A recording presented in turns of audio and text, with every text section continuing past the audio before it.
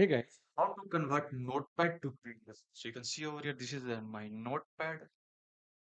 Now I wanted to convert this Notepad to PDF. So how will convert? So in order to convert Notepad to PDF, just go to File section. And now guys, if you want to go for Save As option, but you won't get the PDF option. So this way you cannot convert Notepad to PDF. So another way is just guys, just go to File and go for Print.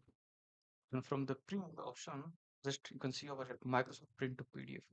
Just select that one. Now from here, just go for print. And now guys, you can see now the option coming save as type PDF. So just here, Notepad to PDF.